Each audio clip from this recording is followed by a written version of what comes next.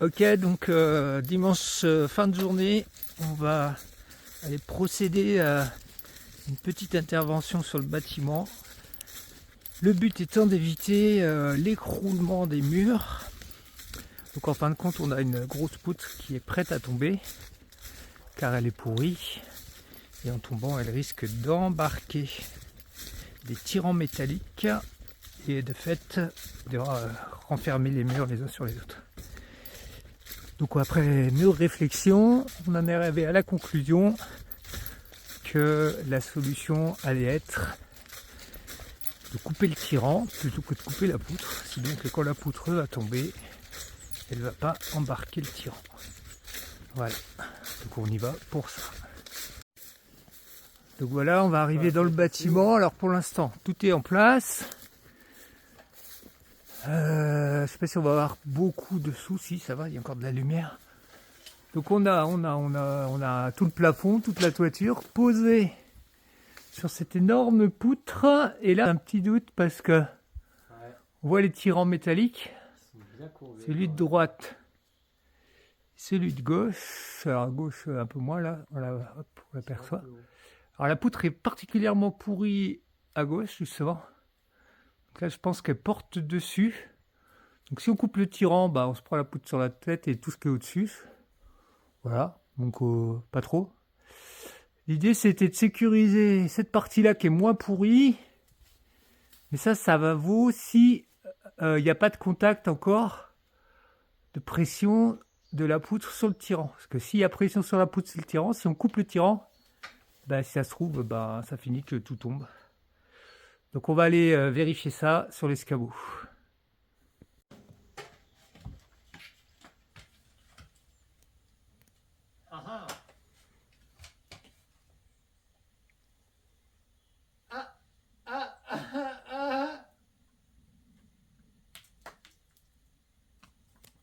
Le problème c'est qu'on a la tâche du tirant qui est là.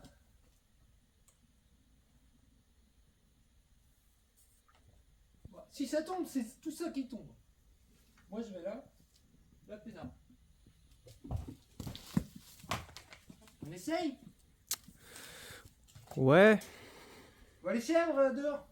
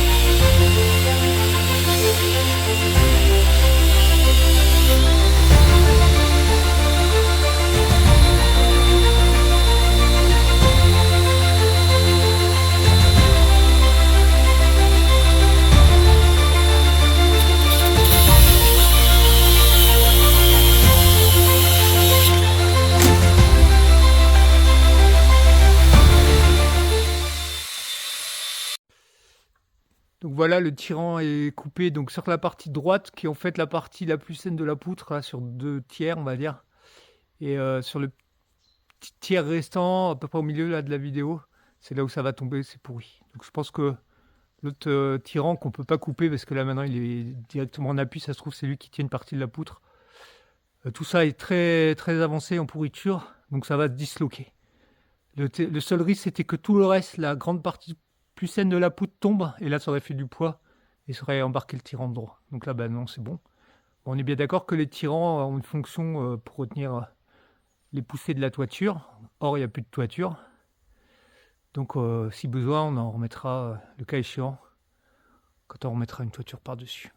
Allez, ben voilà. Donc, on se revoit une prochaine fois.